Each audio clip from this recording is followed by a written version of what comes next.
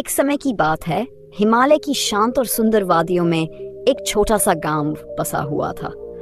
इस गांव में लोग सीधे सादे और मेहनती थे। इसी गांव के पास ही एक प्राचीन बौद्ध मठ था, जहां एक बौद्ध भिक्षु जिसका नाम गुरु तेंजिन था, वर्षों से तपस्या और ध्यान कर रहे थे। उनका चेहरा सदा शांत और मुस्कुराता हुआ रहता था, जैसे मानो वे हर पल आनंद में डूबे हों। गांव के लोग अक्सर गुरु तेंजिन से मिलने आते थे। वे उनसे अपनी समस्याओं का समाधान पूछते और गुरु उन्हें हमेशा शांति और संतुलन से जीवन जीने का रास्ता बताते। एक दिन गांव में एक युवक जिसका नाम अर्जुन था, गुरु तेंजिन के पास आया। अर्जुन का जीवन हर दिन की भागदौड़, चिंता और निराशा से भरा हुआ था। उसके मन में विचारों का एक तूफान चलता रहता था और वह चैन की एक भी सांस नहीं ले पाता था। अर्जुन ने गुरु तेंजिन के सामने झुककर कहा, गुरुजी, मेरा मन कभी शांत नहीं होता। मैं हमेशा सोचता रहता हूँ, किसी न किसी बात की चिंता में उलझा रहता हूँ। क्या आप मुझे कोई ऐसा उपाय बता सकते हैं जिससे मैं अपने मन को खाली कर सकूं और शांति पा सकूं? गुरु तेंजिन ने अर्जुन को देखा। उसकी आंखों में गहरी करुणा थी। उन्होंने धीरे से कहा, अर्जुन, मन को खाली करना एक कठिन कला है, पर असंभव नहीं। चलो, मैं तुम्हें एक कहानी सुनाता हूँ, शायद इससे तुम्हें कुछ समझ आए। अर्जुन उत्सुकता से गुरुजी की ओर देखने लगा। बहुत समय पहले एक बड़े नगर में एक व्यापारी रहता था। उसका नाम रघु था। रघु अपने व्यापार में बहुत व्यस्त रहता था। उसके पास अपार धन संपत्ति थी, लेकिन वह हमेशा कुछ न कुछ पाने की चाह में भागता रहता था। एक दिन उसने सुना कि पास के ही एक मठ में एक महात्मा रहते हैं जो मन की शांति का मार्ग बताते हैं। रघु ने सोचा, मैंने जीवन में बहुत कुछ हासिल किया है, लेकिन शांति नहीं। क्यों न एक बार उनसे मिलूं? रघु मठ पहुंचा और महात्मा के सामने पहुंचकर बोला, महात्मा जी, मैंने बहुत कुछ हासिल किया है, लेकिन मेरे मन में शांति नहीं है। मैं हमेशा बेचैन रहता हूँ। कृपया मुझे बताएं कि मैं क्या करूं?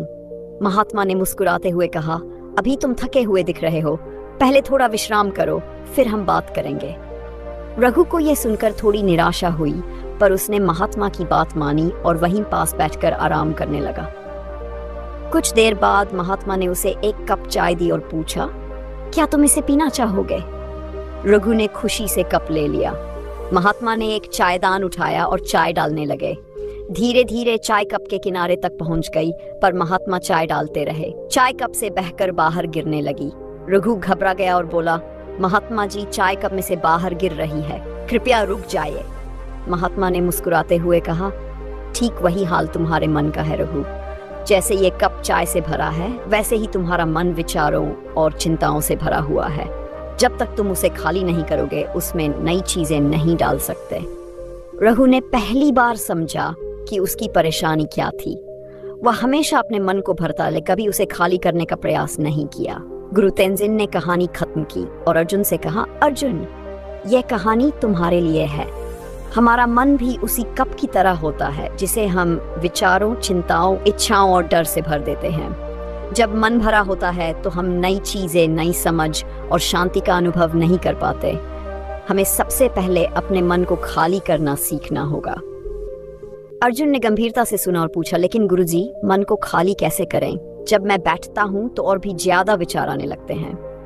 गुरु तेंजिन ने उसे समझाते हुए कहा, मन को खाली करने का मतलब उसे शांत करना। इसके लिए ध्यान, श्वास पर ध्यान देना और धीरे धीरे विचारों को जाने देना आवश्यक है। जैसे नदी का पानी अपने आप बहकर साफ हो जाता है, वैसे ही हमारा मन भी समय के साथ स्वच्छ और शांत हो जाता है। जब हम अपने विचारों को रोकने की कोशिश नहीं करते, बल्कि उन्हें बहने देते हैं, तो वे धीरे धीरे कम हो जाते हैं। गुरु तेंजिन ने अर्जुन को बैठाया और उससे कहा, अपनी आंखें बंद करो, गहरी सांस लो और फिर धीरे धीरे छोड़ो। ध्यान दो कि कैसे हवा तुम्हारे अंदर आ रही है और कैसे बाहर जा रही है। कोई भी विचार आए तो उसे जाने दो, उसे पकड़ने की कोशिश मत करो, बस अपने श्वास पर ध्यान दो। अर्जुन ने ऐसा ही किया। शुरू में उसे बहुत मुश्किल लगा, पर धीरे धीरे उसने पाया कि उसके विचार कम होने लगे हैं।